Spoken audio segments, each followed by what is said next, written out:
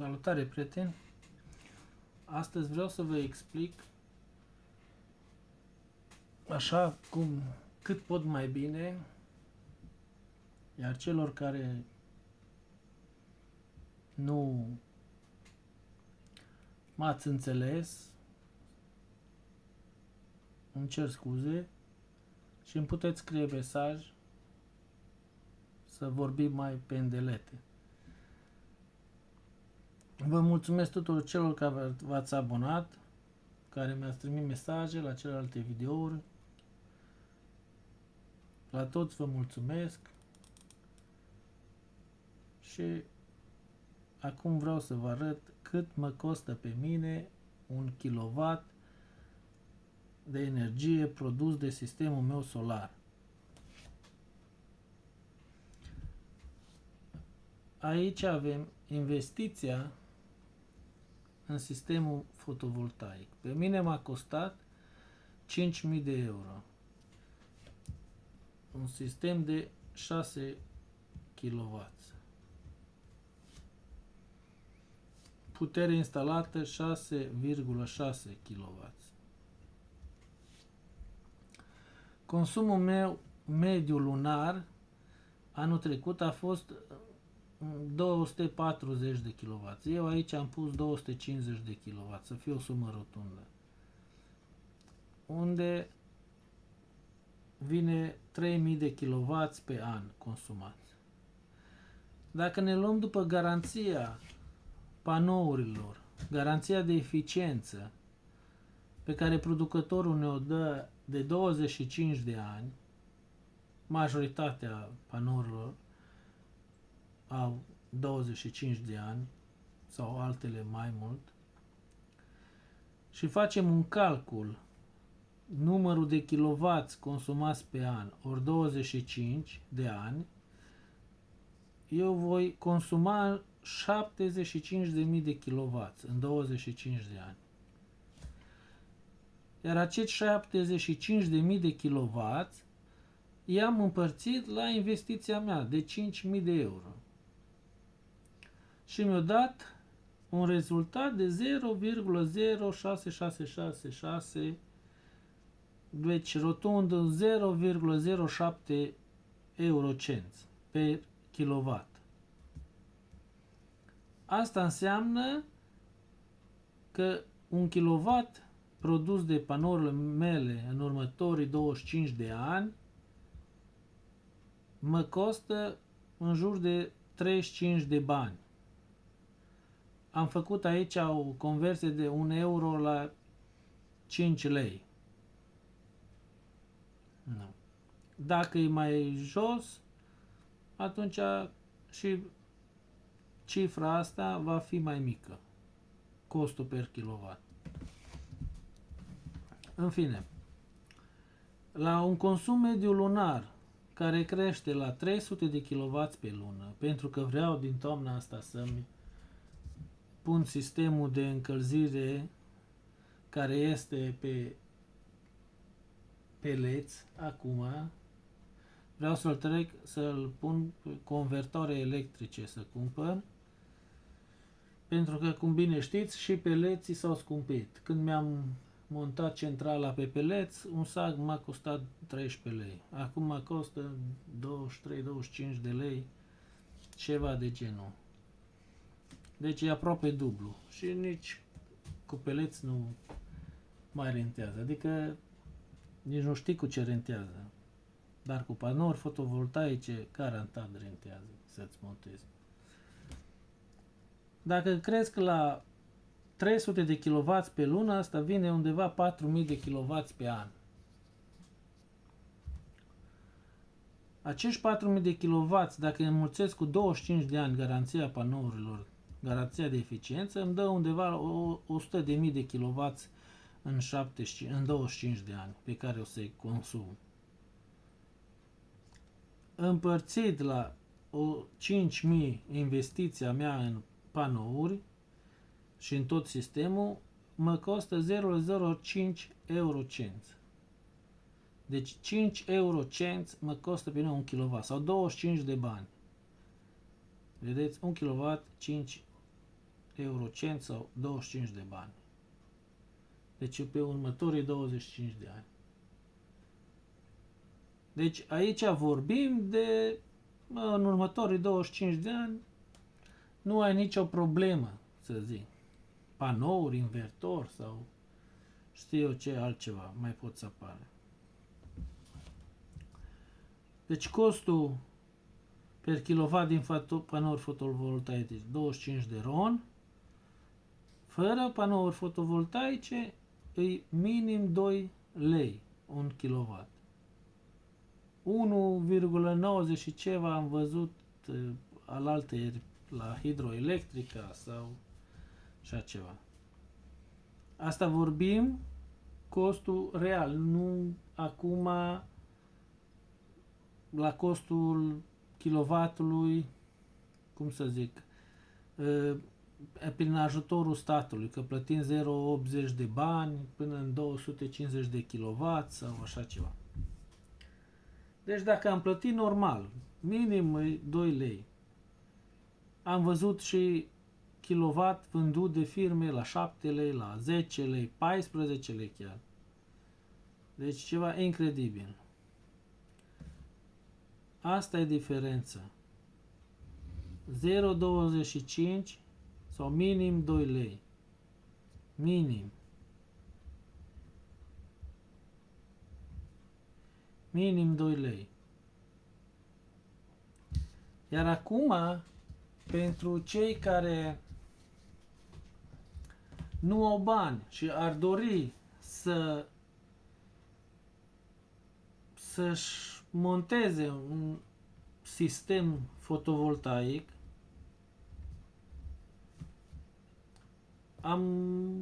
m-am uitat și eu pe site-urile băncilor, cu credite, cu așa, să vedem la cât poți să iei 5.000 de euro împrumut, credit bancar. Dacă acum firma îți montează, să zicem că vine o firmă și nu faceți ca mine, că eu mi-am construit suportul, mi-am montat panourile și așa mai departe și au venit firma și au făcut numai alte lucruri. Deci nu mi-au montat ei sau așa. Dar să zicem că îți faci cu o firmă, tu nu ai nicio treabă, să punem un cost de 1200 de euro per kilowatt. Îți instalezi tot așa ca mine de 6 kW, putere, invertor de 6 kW, da? Puterea poate să fie mai mare, te costă 7200 de euro, să zic. 7200. Îți iei un credit bancar, te duci la o bancă, eu am făcut o simulare pe internet. La care bancă, domne?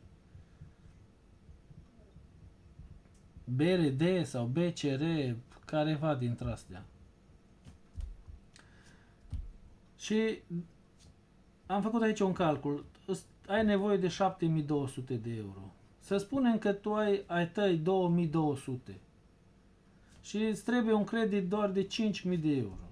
Restul. Ca să vezi de unde îți plătește rata asta, consumul tău lunar, să luăm așa că e 300 de kW pe lună. Dacă ai 300 de kW pe lună și plătești 2 lei pe kilowatt, pe lună plătești în jur de 600 de lei plata la factură. Deci numai curentul te ar costa 600 de lei pe lună să-l plătești. Așa, îți iei un credit bancar de 5.000 de euro, deci la 450 de lei pe lună, mi-a dat că pot să iau o sumă între 25.000 și 27.000 de RON. La 450 de lei pe lună. Rată. E rată de credit. E rată. Nu trebuie să scoți bani în plus ca să-ți plătești. Nu mai plătești factura, că îți plătești rata la credit. Dacă cumperi o mașină și iei un credit bancar că mai ai nevoie de 5.000 de euro, că îți dorești mașina aia, vei plăti și rata și plata facturii la energie de 600 de lei și trebuie să-ți plătești și 450 de lei în plus din banii care îi produci tu pe lună. Dar așa, luându-ți un credit bancar, sistemul produce banii aia pentru tine. Deci din banii care ar trebui să-i dai tu pe plata facturii, de fapt îți plătești rata la credit. Și fiecare vă puteți să face un calcul, mai cam cât plătesc eu energie electrică, curent, vorba aia, pe lună, luat mediu. Că iarna plătiți mai mult, vara plătiți mai puțin. Dar așa mediu. Câți kilowatt consum, no, cât plătesc în medie pe lună. Și căutați un credit care să vă acopere banii ăștia care dumneavoastră îi plătiți sau voi îi plătiți să o puteți plăti cu factura, cum ar veni, de curent. Și o să rămâneți surprins că puteți să vă faceți și voi un sistem solar. Și dacă nu aveți banii ăia cash în casă sau pe cont sau știu eu unde, ca să-i plătiți așa, fără să vă faceți un credit. Dar creditul tău l-ai luat pe 5 ani, în 5 ani l-ai plătit, după care ajungi la costurile astea de producție. Sau puțin mai mari, că investiția a fost mai mare. Dar e foarte, foarte puțin față de cât ar trebui să plătești dacă ar cumpăra energia de la furnizorii de energie. Deci acesta a fost videoul meu în legătură cu costul kilowattului din panouri fotovoltaice sau alții, cum zic, în cât timp îmi recuperez investiția. Investiția, tu devenind prosumator, poți să mai câștigi bani prin curentul pe care ți-l va plăti electrica. Adică cum? Eu am produs din 26 mai până astăzi 3600 și ceva de kilowatt. Vă arăt acum.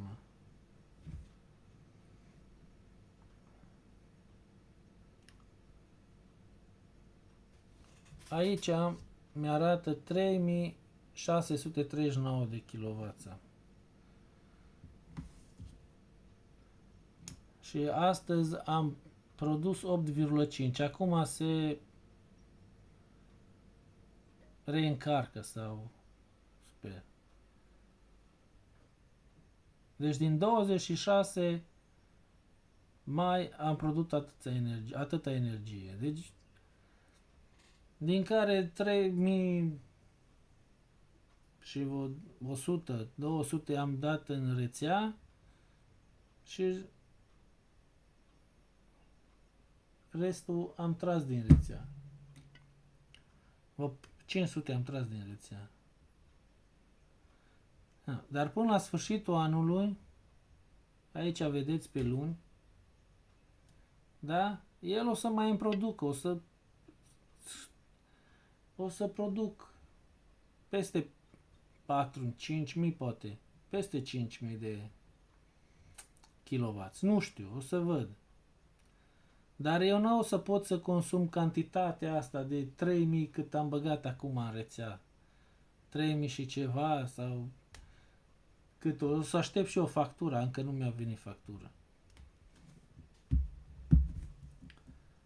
Să văd cum e. Dar de aceasta vă zic că gândiți-vă bine celor care vreți să vă instalați acest sistem de panouri și luați un credit bancar dacă nu aveți suma necesară. Pentru că plata de factură va trece în plată de rată de credit. Și nu aveți nimic de pierdut, numai de câștigat. Așa că vă mulțumesc că m-ați urmărit Dacă aveți mesaje, puteți să-mi scrieți, mai discutăm, iar celor care doriți încă o dată să vă montați un sistem fotovoltaic, spor la treabă și cu toată viteza înainte, cum se spune. Nu stați mult pe gânduri. Pentru că dacă îți cumpere o mașină de 5-7 mii de euro, mâine mașina ta va costa 4.900 sau 6.900 sau așa. Se devalorizează. Dar investiția într-un sistem solar pe o proprietate crește valoarea acelei proprietăți. 100%. Crește valoarea. Deci, garantat crește valoarea. În caz că doriți să vindeți sau așa. Și prin faptul că sistemul îți produce ție energia de care ai nevoie. Și nu mai trebuie să plătești atâția bani la furnizori.